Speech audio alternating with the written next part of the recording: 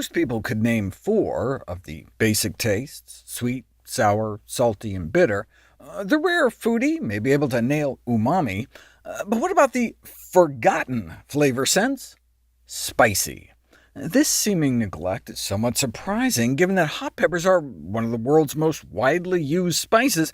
In fact, as many as 1 in 4 people on the planet currently eat chilies on a daily basis, raising the question, why is spicy food so popular? Why do some like it hot, enjoying what is, at first glance, an irritating and potentially painful mouth sensation? According to one popular suggestion, it is the endorphin hit, the release of the natural morphine-like painkiller chemicals from your brain. You hear this a lot in the popular press, but we still don't have any convincing evidence to support it. Another suggestion is that we learn to use it for its antimicrobial properties before the age of refrigeration, given that spicy food tends to be preferred by cultures living in warmer climates. And for that matter, maybe it makes us sweat, and thereby ultimately helps cool us down. Then again, maybe it's just because people just like the taste.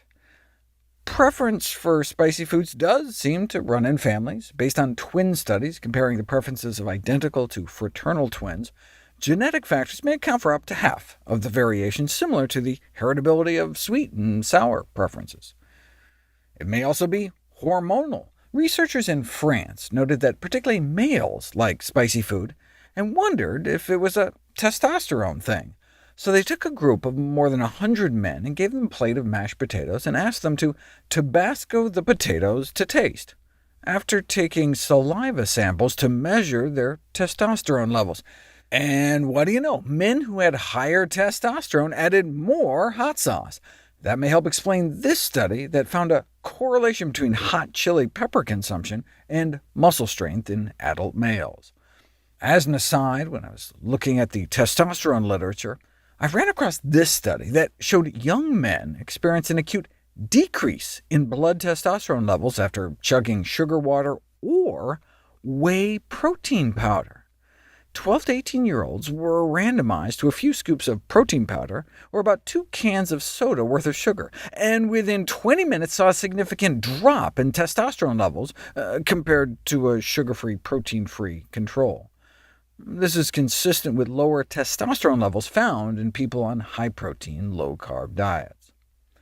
Anyway, what does the consumption of hot, spicy foods do to our lifespan? Well, a massive study of 500,000 men and women in China found that those regularly eating spicy foods had an associated 14% reduction in total mortality, meaning the risk of premature death. That could translate into about an extra year onto your lifespan, if it is cause and effect. Those of you who follow my work know that there are 2 main potential issues with observational studies: reverse causality and confounding factors. In other words, instead of spicy foods leading to less disease, maybe disease is leading to less spicy food, with sick people eating blander diets.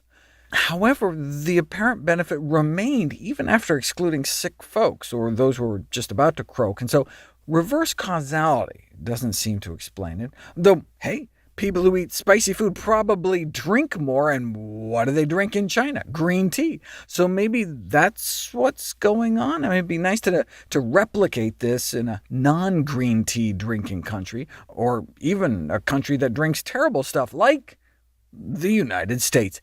And yet, same thing, a 13% risk reduction in premature death. And the protective association remained even after controlling for Mexican-American ethnicity. As I detailed before, they have a longevity advantage, presumably because they eat so many beans. Same thing was found in Italy, this time a 23% lower all-cause mortality. That'd be like 2 extra years of life.